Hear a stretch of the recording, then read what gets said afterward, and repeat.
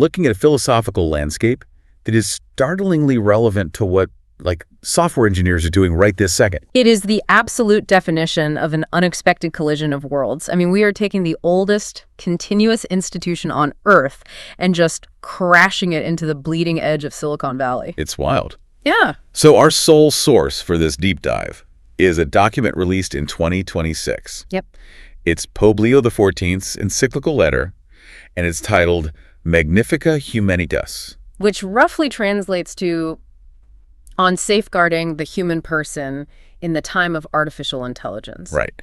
Now, I really want to emphasize right up front, especially for you listening to this right now. This is an important caveat. Yeah, this isn't it's not a theological handbook for a specific religious group. Right. You don't have to be Catholic or, even religious at all to find the framework here deeply challenging. Not at all. It operates as a really comprehensive philosophical and, ethical framework addressing the whole digital age. And what's fascinating here is that we're looking strictly at the geopolitical and ethical framework he lays out. Exactly. Because the text touches on, global economics, international borders, military policies, the United Nations. It covers everything. It really does. And whether you agree with his politics or not, left or right, his analysis of how AI shifts global power dynamics is vital. So true. It shifts wealth distribution and even the very definition of human labor. It's just something we have to unpack. Mm-hmm. So our goal today is to impartially report his viewpoints, dive into the mechanics of his argument, and, explore how a millennia-old tradition interprets algorithms that were literally coded yesterday. Right, without endorsing any specific political side, just laying out what the text actually says. Exactly. We're just looking at the source material. So to start, the Pope frames this entire discussion of the AI era around two incredibly vivid, contrasting biblical images. Yeah, the framing is really clever. He sets up the Tower of Babel on one side versus the rebuilding of Jerusalem on the other. It is a striking way to, map ancient human tendencies onto current network architectures. So think about the Tower of Babel. If you're listening, you probably know the basic story. Right. Everyone speaking one language, building a giant tower. Exactly. And if we map that onto our modern tech landscape, it represents this relentless drive for a single uniform digital language. Yes. We see this today with the race for universal artificial general intelligence, or even just the standardization of global API systems. It's this quest for absolute efficiency, basically. Yeah, and centralized dominance. In the Babel story, the builders wanted to make a name for themselves by reaching the heavens using a single language and uniform bricks. Uniform bricks being the key there. Right. And in the modern equivalent, humans are essentially reduced to data points. We become the bricks. Yes, we are the uniform bricks being stacked higher and higher in a server farm built by a few really powerful architects in, California or Shenzhen. And it's uniform. It's strictly top-down.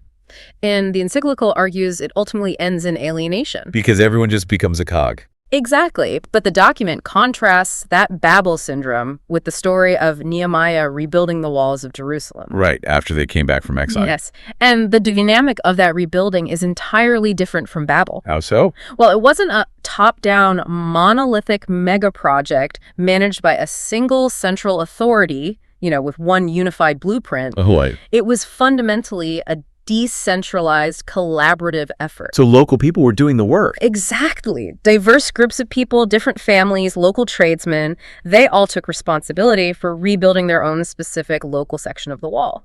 Okay, so they were building a unified structure, but they were doing it through highly localized autonomy. Yes. Diverse voices harmonize rather than being forced into a single homogenized language. That makes a lot of sense. In the Jerusalem model that the Pope is highlighting, the focus is on rebuilding the social fabric and the relationships before you even start stacking the physical stones.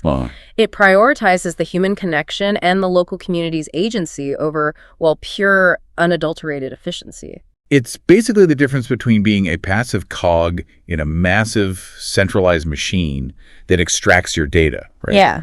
Versus being a vital, irreplaceable member of a community project where you maintain ownership over your contribution. That is exactly the distinction. That central tension between centralized, uniform efficiency and decentralized, messy human collaboration, It just hums in the background of everything we are about to discuss today. It really is the structural lens through which he views the entire digital revolution. Right. But to really grasp his critique, we have to look at the foundation he's building on. Because he's not just making this stuff up out of nowhere. No, not at all. He isn't just throwing out opinions in a vacuum.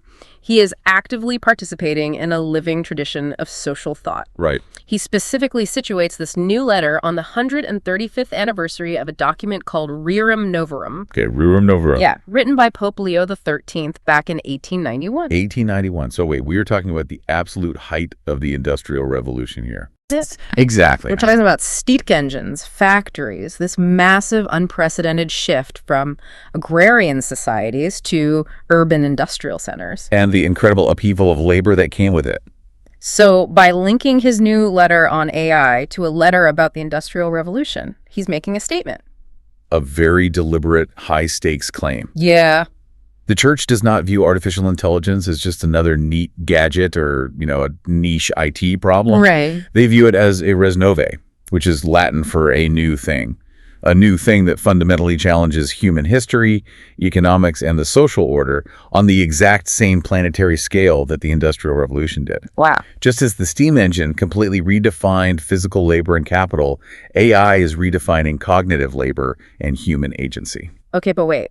I struggle with this premise a bit, and if you're listening, you might be thinking the same thing. What's that? Isn't a centuries-old institution inherently too rigid to keep up with algorithms that are evolving literally week by week? It's a fair question. I mean, how can a doctrine rooted in antiquity possibly regulate machine learning models that the developers themselves barely understand? Right. It feels a bit like trying to regulate a supersonic jet using the rules of horseback riding. That's a great analogy, but the document actually anticipates that exact skepticism. Oh, really? Does it? Yeah, it defines the church's social doctrine not as a static handbook or some inert set of rules you just blindly apply to new tech. Right. It describes it as a process of shared discernment. A process of shared discernment. Right. It's a living corpus of truth that is meant to evolve in constant dialogue with the human sciences, sociology, and even computer science.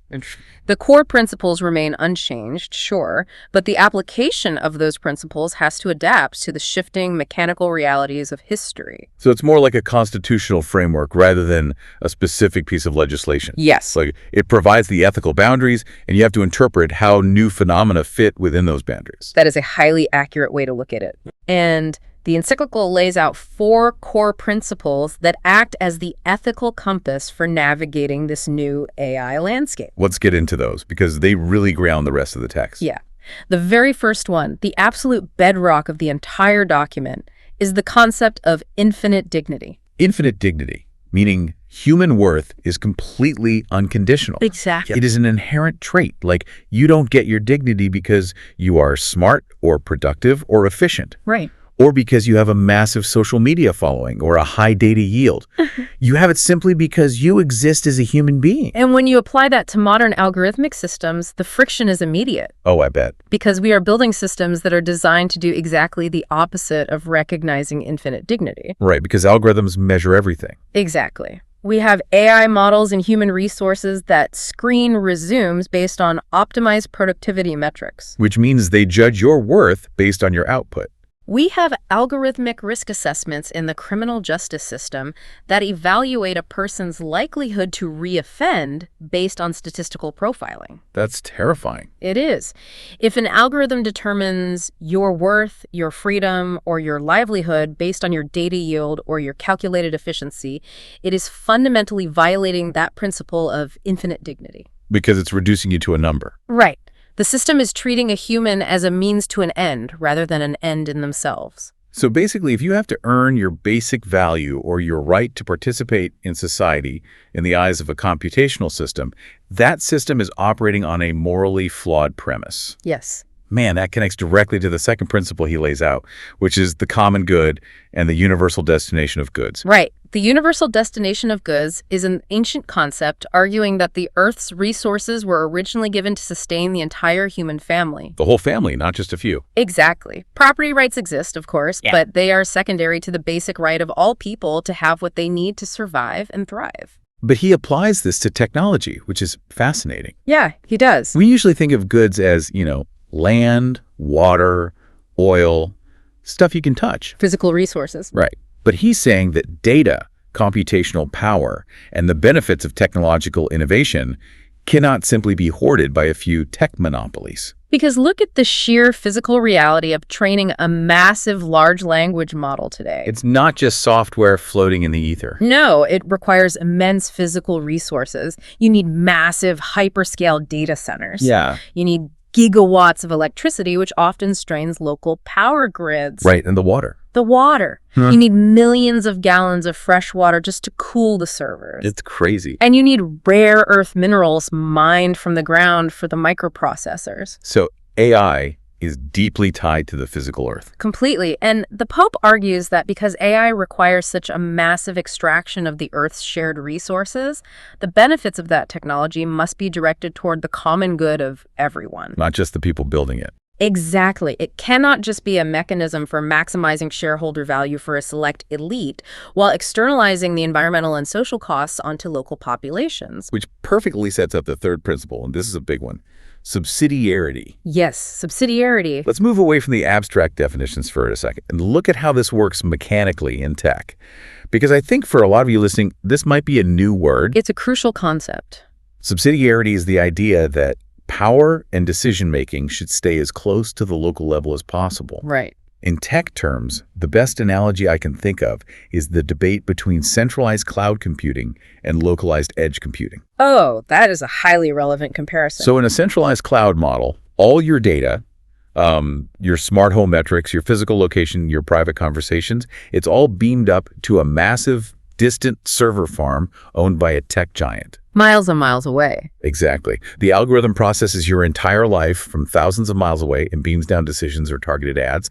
That is the exact opposite of subsidiarity. Right. The power is completely centralized. But edge computing, on the other hand, processes the data locally, right on your device or, within your local community network. The intelligence stays local. Yes. The data doesn't leave your control. And subsidiarity in this framework demands that we don't allow a faceless, centralized algorithm controlled by a multinational corporation to just dictate the daily lives, the credit scores, or the employment opportunities of a local community. Without them having a say. Exactly. Without that community having any democratic input, transparency, or recourse. It protects the little guy. It protects local agency from being swallowed up by macro systems.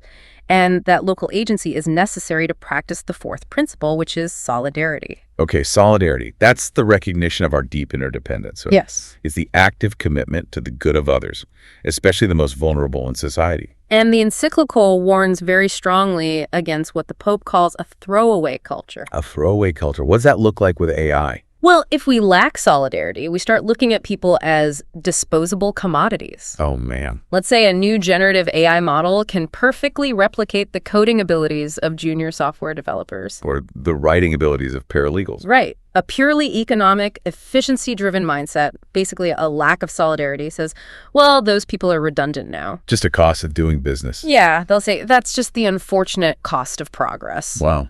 But solidarity demands that we do not marginalize those people. It demands that the economic transition includes robust safety nets, retraining programs, and a fundamental commitment that no human being is left stranded or discarded simply because a machine can do their task cheaper. So we have this really robust ethical foundation now. Infinite dignity, the universal destination of goods, subsidiarity, and solidarity. Those are the pillars. But having established that baseline, the encyclical takes a really sharp, critical turn in this third chapter. It gets intense here. Yeah, the tone shifts from just laying groundwork to actively diagnosing an immediate threat.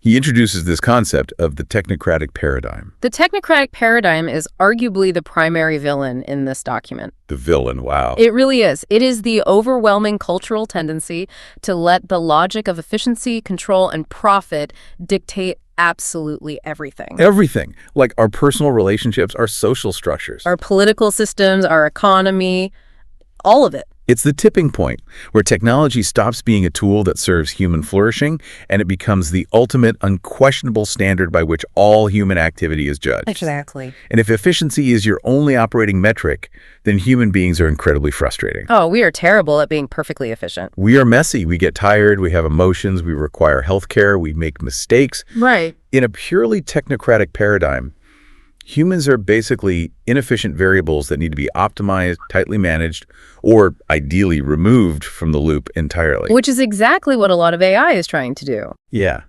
And this is where he deconstructs what modern AI actually is, which I found totally fascinating because it addresses how misunderstood the technology is by the general public. It's widely misunderstood. The document makes a critical mechanical distinction. It says AI systems are cultivated rather than built. This shows a really highly nuanced understanding of current machine learning architecture, specifically neural networks and foundation models. Cultivated like a garden. Right, because in traditional software engineering, a programmer writes explicit rules. If X happens, do Y. Simple logic gates. Exactly. The software is built line by line, and its logic is entirely transparent to the builder. But that is not how modern large language models work. Right. They aren't hard-coded. No. Developers create a multidimensional mathematical framework. It's a neural network with billions or even trillions of parameters. Mind-boggling numbers. And they feed it massive, unfathomable amounts of uncurated data from the internet. Just dumping the whole internet into it. Pretty much. And then they let the system grow or adapt statistically through a process of trial and error, adjusting the weights of those parameters over time. So the system finds patterns that the human engineers didn't explicitly program. Right. It develops emergent capabilities. Meaning, even the creators themselves don't fully understand the internal processes of the system. It's a complete black box. You put a prompt in, you get an incredibly sophisticated answer out, but the specific step-by-step mathematical path the AI took to generate that answer. Opaque. Opaque even to the people who literally own the server. That is wild. And because it's a black box that mimics human language so convincingly, it is incredibly dangerous to equate artificial intelligence with human intelligence. Because we want to anthropomorphize it. We project sentience onto a statistical matrix. Here's how I was visualizing it while reading the text. Let me run this analogy by you. Go for it. Imagine an incredibly fast, highly articulate librarian. This librarian has memorized every single book in the entire global library. They can cross-reference obscure quotes, write flawless summaries, and perfectly mimic the writing style of Shakespeare, Hemingway, or, I don't know, a 19th century diplomat in mere seconds. Sounds impressive. But this librarian has never actually felt the warmth of the sun on their skin. Right. They've never felt the sting of a paper cut, the taste of a good meal, the adrenaline of fear, or the profound grief of losing a loved one. Never. They have all the data, all the textual descriptions about the human experience, but they haven't experienced a single fraction of a second of it. It's the illusion of comprehension. Yeah. The system mimics understanding without actually experiencing reality. It's just predicting the next word. Exactly. The encyclical is unequivocal on this. It says AI does not possess a body. It doesn't mature through the friction of physical relationships. It doesn't know from the inside what love, sacrifice, or responsibility actually mean. Right. And most importantly, because it lacks an internal life, it fundamentally lacks a moral conscience. It just has the data on what a conscience looks like. It only has statistical probabilities of what a moral conscience might output in text. Man, which completely shatters the myth of neutrality that tech companies love to promote. Oh, absolutely. We have this lingering cultural assumption that because algorithms are made of math, they are inherently cold, objective, and fair. Just pure numbers. Right. But the Pope asserts that AI is never neutral. How could it be? Exactly. If you are cultivating a model based on historical human data, you are baking in all of our historical flaws. The training data itself embodies the biases, the prejudices, the priorities, and the blind spots of the society that produced it. So if an algorithm is trained on decades of hiring data that, say, disproportionately favored certain demographics, The objective math will simply replicate and automate that historical bias, it just launders it. laundering it through the authority of a machine. But the non-neutrality goes even deeper than just bad data. The very architectural decisions, like what to measure, what to optimize for, what parameters to weight heavily, those are moral choices made by human developers. And usually with specific financial incentives. Always. Think about a social media algorithm. If an AI is designed with the sole directive to maximize user engagement and time on site to drive ad revenue. Which is what they all do. Right. It is not a neutral tool. It is an active agent prioritizing attention-grabbing, emotionally provocative, and often highly polarizing or enraging content. Because anger keeps you clicking. Over truth, nuance, or the user's mental well-being. It is optimizing for outrage because outrage keeps you scrolling. That is the technocratic paradigm in action. And this leads to what is perhaps the most philosophically profound section of the entire document. Oh, the Critique of Transhumanism. Yes, his critique of transhumanism and posthumanism. Because instead of just defining transhumanism as, a sci-fi concept of uploading brains to computers, Right. The encyclical dives straight into why the transhumanist ideology fundamentally misunderstands the mechanism of human empathy. It's a really deep analysis. It is. Transhumanism views human limits, aging, weakness, vulnerability, our physical deterioration. It views all of that as software bugs. Yeah, just errors in the code. They are biological errors that need to be fixed, upgraded, or eventually discarded through technological intervention. It's the relentless pursuit of becoming more than human, basically becoming immune to suffering. But the Pope pushes back on this vision aggressively. He does. He analyzes why humanity actually flourishes because of its physical limitations, not in spite of them. And I have to say, that feels completely counterintuitive to our modern ears. Oh, absolutely. Especially coming from a culture obsessed with biohacking and optimization. Yeah. I mean, if you're listening, you probably get ads for supplements to optimize your brain every day. Right, optimize your sleep, optimize your workflow. Why on earth is fragility valuable? Well, we have to look at the mechanics of human connection. Where do we actually learn empathy?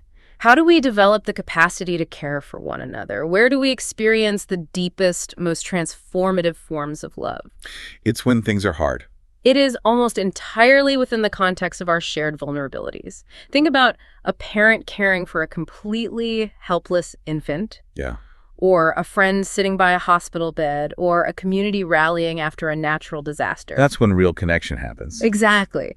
Our physiological limitations, our capacity to feel pain and to eventually die, these are not bugs in our operating system. They are the very soil in which our humanity grows. Wow. So to eliminate weakness via technology. Is to sever the roots of what makes us human. That is heavy. If we were invincible, perfectly optimized, immortal machines, we wouldn't need each other in any meaningful way. I'd be totally independent. And we would lose the capacity for compassion. The word compassion literally stems from Latin roots meaning to suffer with. To suffer with. If there's no suffering, no physical limitation, no shared vulnerability, there is no compassion. To suffer with. Man, that completely reframes the whole Silicon Valley quest for radical life extension and optimization. It really does. It asks a terrifying question. Yeah. It's not just about what we gain by living forever, It's about what we lose of our essential nature in the pursuit of becoming untouchable. Yes. Furthermore, if you adopt the view that the human body is basically just hardware meant to be iteratively upgraded. Right, like an iPhone. It changes how you view society. It becomes horrifyingly easy to view certain people, like those who cannot afford the upgrades, those with disabilities, the elderly, those who are deemed less efficient. Oh, you start viewing them as obsolete tech. Exactly. Yeah. It paves the way for a new biological caste system driven by technological access. That is a heavy foundational warning. It is. But the Pope doesn't just stay in the clouds of abstract philosophy here. In Chapter 4, he brings these concepts right down into the mud of our daily lives. I think it's very practical. He examines how this technocratic paradigm is already actively fracturing our reality in 3 specific critical areas. Truth, work, and freedom. Let's start with truth. Well, the erosion of truth is arguably the most immediate destabilizing crisis we are facing globally right now. For sure. The document details how AI serves as a massive amplifier for disinformation, fundamentally altering the ecology of communication. And we already see the surface level threats of this everywhere. Oh, yeah. Deepfakes that are completely indistinguishable from reality, automated bot farms generating millions of localized propaganda posts. Entirely AI-generated News sites. Yes, designed just to harvest clicks with fabricated scandals. The sheer volume of falsehoods is overwhelming human verification systems. We can't keep up. But the encyclical acknowledges all of that, and then it identifies a much deeper, more insidious danger. What's that? The true danger isn't just that AI generates false information, it's the psychological impact of relying on these frictionless machines for everything. Frictionless machines. Right. By using large language models to summarize our reading, to write our emails, to draft our reports, and to answer all our questions instantly, we are outsourcing the very act of thinking. We are losing the friction required for real knowledge to take root. He references a concept from Plato here, emphasizing that deep knowledge inherently requires time and friction. You can't just download it. No, you have to wrestle with contradictory ideas. You have to strike them together like flint to spark genuine understanding. And if an AI just hands you a perfectly formatted, synthesized answer in 3 seconds. It extinguishes the human desire to ask the hard, deep questions. You get the final product of thought without ever engaging in the grueling process of thinking. I have to admit, I catch myself doing that constantly now. We all do. Like, why should I struggle to read 3 long articles and synthesize a complex geopolitical topic when I can just ask an AI to give me a balanced list of bullet points? It's so tempting. But by doing that, I am bypassing the struggle that actually builds the neural pathways of understanding in my own brain. I am allowing myself to become intellectually passive. And when an entire population becomes intellectually passive, they become incredibly vulnerable to manipulation. Because they'll just accept whatever they're told. Right. The distinction between fact and fiction blurs, not necessarily because people are actively, maliciously choosing lies, but because they've simply lost the cognitive stamina required to search for the truth. They accept whatever frictionless narrative is handed to them by the machine. Exactly. So let's pivot to the second area of impact, which is work. Now, I want to challenge the Pope's framing here on behalf of the listener because, Sure, go ahead. Well, automation has historically been a massive engine for human liberation. That's the traditional narrative. I mean, we don't have human beings manually threshing wheat or carrying buckets of water for miles anymore because machines do it. Right. Doesn't AI free us from the drudgery of data entry, logistics, and repetitive coding? If a machine can do the boring tasks, doesn't that free up humanity for more leisure, art, and creative pursuits? That's the utopian promise. Yeah, so why is he viewing this as an attack on dignity rather than a liberation? It's a vital question. The utopian promise of AI is exactly that, right? A post-scarcity society of leisure. Right. However, the encyclical challenges the modern economic view of work. Currently, we view work purely instrumentally. Meaning it's just a means to an end. Exactly. It's a way to earn a paycheck, or it's a task that needs to be completed as cheaply as possible to maximize profit. Right. Work is just a transaction. But the Pope's framework views work as a fundamental ontological expression of human dignity. Ontological, meaning it's tied to our very being. Yes. Through work, human beings actually participate in creation. Okay. We exercise our skills, we overcome physical and mental resistance, we cooperate with others, and we contribute to the common good of our community. Work is an essential path to personal fulfillment and identity. Ah, I see. So he's arguing that if you automate jobs purely for the sake of maximizing corporate profit and quarterly efficiency. Without any regard for the social fabric? Right, without considering the psychological need for humans to feel useful, you are structurally stripping people of their dignity. It's not that automation itself is inherently evil. It's that the motive driving the automation dictates its moral outcome. That makes a lot of sense. The Pope warns against an economic transition that sacrifices human workers on the altar of technological progress. Because what happens to those people? Right. If we are moving into an automated age, that transition must be managed to protect workers. It requires structural safety nets. Because if you remove a person's ability to work, to contribute meaningfully to society. You aren't just taking away their income. You are often taking away their sense of purpose, their community standing, and their identity. And history shows us that when large populations lose their economic purpose, social destabilization follows rapidly. It's a very dangerous game to play. Which brings us to what I found to be the most devastating, visceral segment of the entire document. The reality of digital colonialism and new slavery. This is a heavy section. We have this habit in the West of talking about AI as if it's this clean, magical, immaterial entity that just lives in the cloud. Right, the cloud sounds so fluffy and harmless. Exactly. But the cloud is essentially just millions of physical computers consuming massive amounts of physical resources maintained by invisible human labor. It's deeply physical. The Pope violently pulls back the curtain on this. He forces the reader to look at the visceral, physical reality of the AI supply chain. He condemns the invisible labor that powers this entire industry, and it is brutal. To make an AI chatbot safe for a user in Silicon Valley, it has to be trained to recognize and block horrific content. Right. Someone has to tell it what not to say. Yes. And the text points to the thousands of workers, primarily in the global south, places like Kenya, the Philippines, India, who were employed as data labelers and content moderators. Right.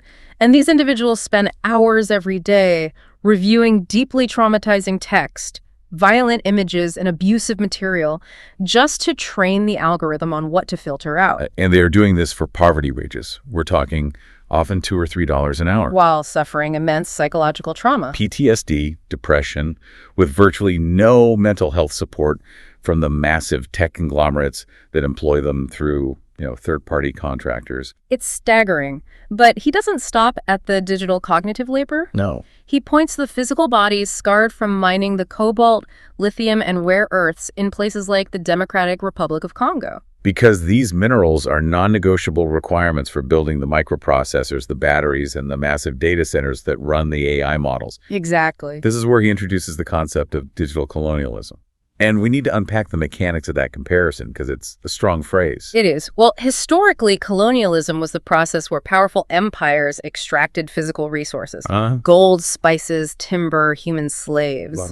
They extracted it from a region, subjugated its people, and shipped all the wealth back to the imperial center. So digital colonialism operates on the exact same logic of one-way extraction. Yes. But the primary resource being extracted is now data, alongside the cheap human labor required to process it. Tech monopolies enter developing nations under the guise of providing free connectivity or digital infrastructure. Oh, right. We're bringing the internet to you. Exactly. But in reality, they extract the biometric data, the communication patterns, and the behavioral data of entire populations. They just hoover it all up. They process that data using the invisible, underpaid labor of marginalized workers in those same regions. And then they package the resulting algorithms and sell them back to the world, consolidating unimaginable wealth and power in a few centralized tech hubs. It reduces human lives, local cultures, and regional resources into mere raw data points to be harvested. It's a structural system that creates deep global dependencies.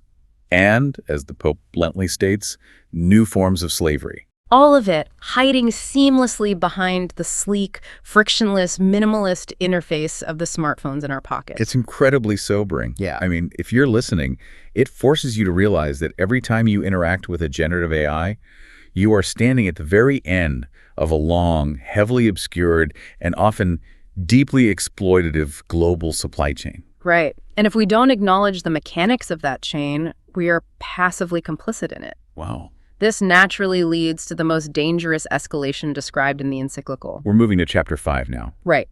If the unchecked pursuit of efficiency leads to digital colonialism and economic exploitation, its ultimate, most destructive extreme is found when that same logic is applied to the battlefield. Oh, military AI. Yes. We transition from economic dominance to military dominance. The Pope issues an urgent, almost desperate warning here about what he calls the culture of power. And this is where things get truly existential. When you merge the technocratic paradigm, which is the belief that everything is a data problem to be solved efficiently with advanced weaponry, the threshold for initiating violence is drastically lowered. It's the psychological normalization of conflict. Let's unpack that. Historically, war required immense human friction. It required mobilizing citizens, physical risk to soldiers, and confronting the visceral horror of the battlefield. You had to look the enemy in the eye. Right.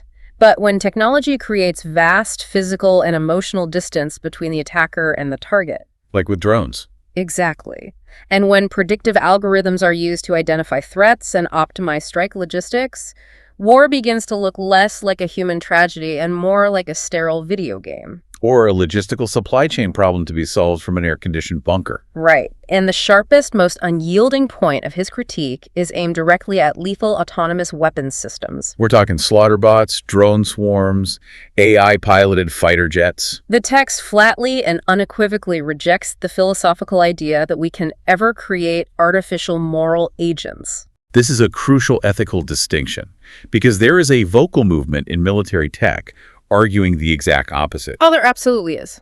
Proponents argue that AI might actually be better at making life and death decisions on the battlefield. That's the utilitarian argument. Right. The argument is that an AI won't be swayed by human emotions like panic, fatigue, anger, or the desire for revenge. It won't commit war crimes out of spite. Exactly. It will simply calculate the parameters of engagement and execute the most precise, mathematically ethical strike, minimizing collateral damage better than a stressed human soldier could. But the encyclical shuts that utilitarian argument down completely. Totally.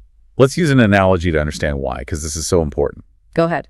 Treating a machine as a moral agent in a war zone is like asking a calculator to forgive a massive financial debt. Oh, that's a good one. Right.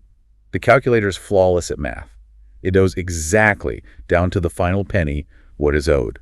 It can calculate the compound interest, the penalty fees, the exact schedule of repayment. It's perfect at the logistics. But a calculator fundamentally lacks the conscience, the empathy, the shared human experience required to show mercy. Because mercy isn't math. Exactly. It cannot understand the moral weight or the societal grace of what it actually means to forgive the debt. That maps perfectly to the Pope's argument. Moral judgment cannot be reduced to a mathematical calculation or a probability matrix. Because it involves the soul. Right. True moral judgment involves conscience, personal culpability, and the capacity to recognize the inherent dignity of the other person, even an enemy. You cannot entrust lethal, irreversible decisions to an algorithm, because no algorithm can bear the moral responsibility for the consequences. An AI does not understand the tragedy of taking a human life. It only registers that a target parameter has been met. So relying on autonomous weapons doesn't make war more ethical or cleaner. It just makes it entirely impersonal and profoundly inhuman. It accelerates the speed of conflict while entirely removing the human friction. The hesitation, the horror, the potential for a commander to show mercy that might otherwise stop the killing. Right. And the Pope's solution to this isn't just, better regulations for drone swarms. No, it's much bigger than that. The text calls for a massive structural pivot toward disarmament and diplomacy. But he expands the definition of disarmament.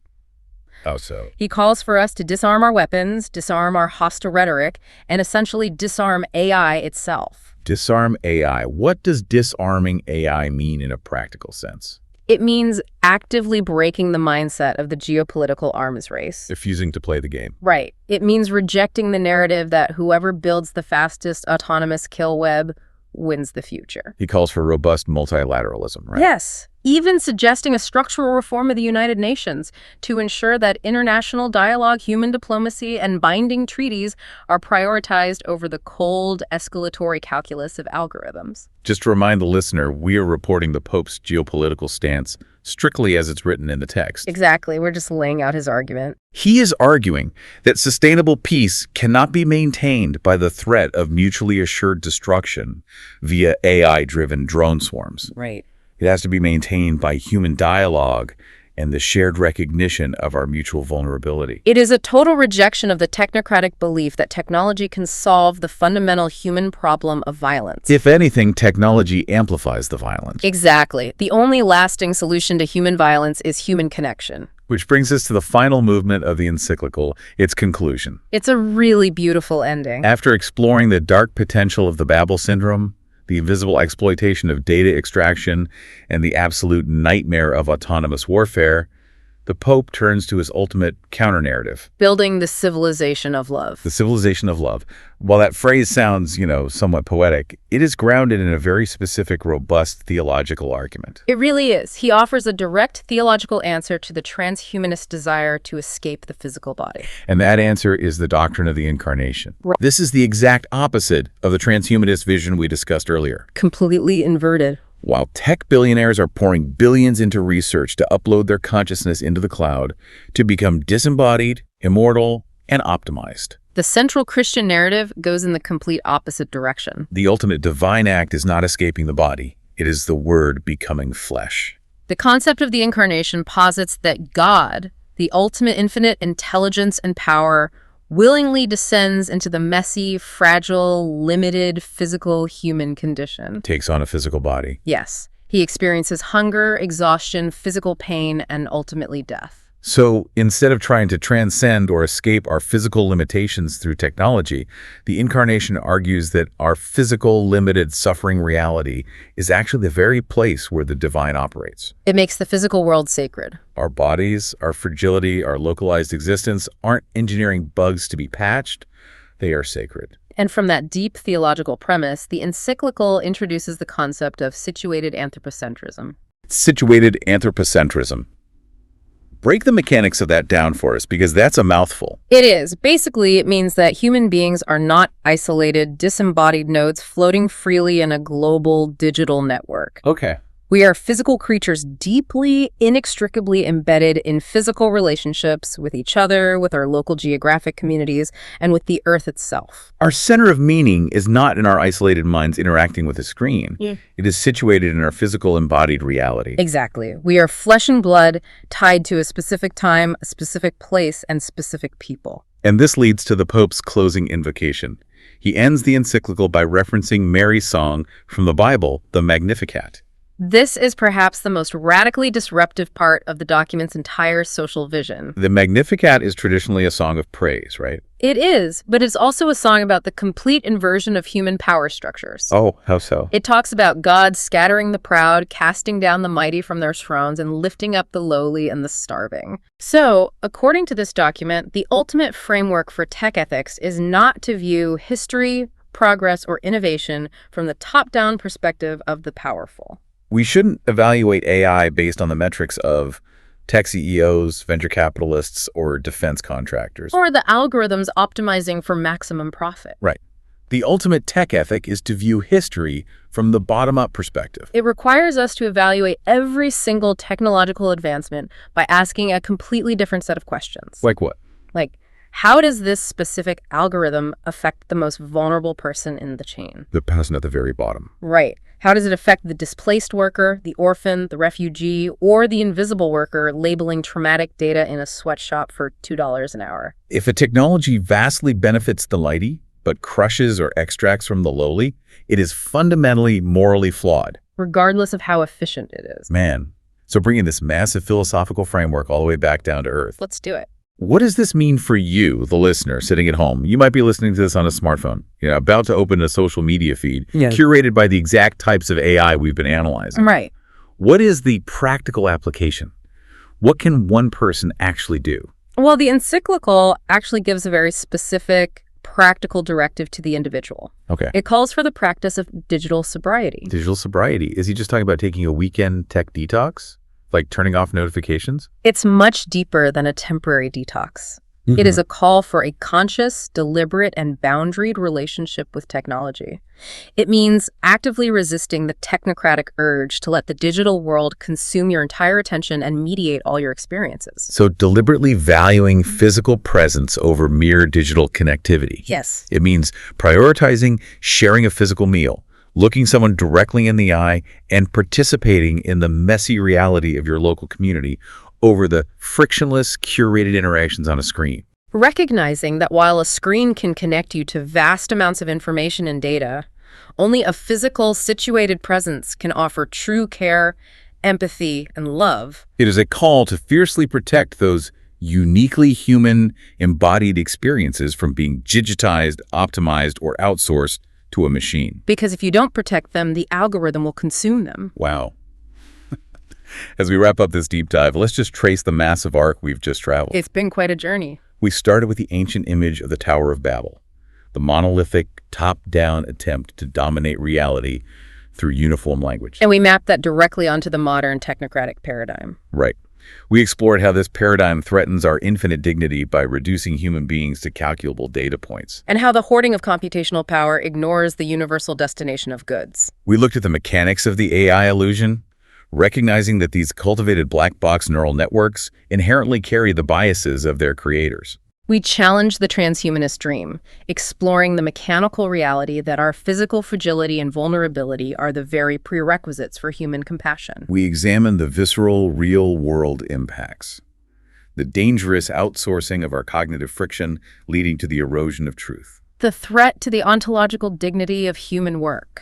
and the horrifying physical reality of digital colonialism extracting data and labor from the global south. We analyze the terrifying normalization of violence through autonomous weapons, demonstrating why mathematical calculators can never be asked to make moral judgments or forgive debts. And finally, we ended on the Pope's counter-narrative. The civilization of love, rooted in the physical, messy reality of the Incarnation, calling us to judge progress solely from the perspective of the vulnerable and to actively practice digital sobriety. It is an incredibly comprehensive, challenging framework. And the core takeaway for you listening right now is that you are not a passive observer in this historical transition. You are an active participant.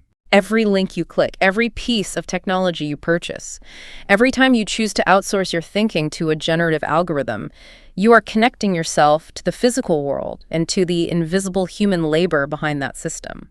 You have agency in deciding whether your daily actions are contributing to the building of Babel or the rebuilding of Jerusalem. That's beautifully said. Which leaves me with a lingering, provocative thought, something that we haven't explicitly debated today, but was directly inspired by wrestling with this text. Or I like these. What is it? If we continue on our current trajectory, and if the tech industry eventually succeeds in building an artificial general intelligence, an AGI that is exponentially smarter, faster, and more capable than we are. Which many think is inevitable. Right. Will we be able to teach it to value our infinite dignity and our fragility? That's the million-dollar question. Or, having been trained on the entirety of our historical data, will it merely hold up a mirror and reflect our own worst habits back at us, seeking power, dominance, and cold efficiency at any cost? That is the ultimate question of our era. When we build the ultimate mirror, what reflection are we going to see? Something to mull over the next time you ask an AI to summarize an article for you. Good luck with that thought. Thank you so much for joining us on this deep dive. Keep questioning the world around you, keep looking for the humanity behind the algorithm, and we'll catch you next time.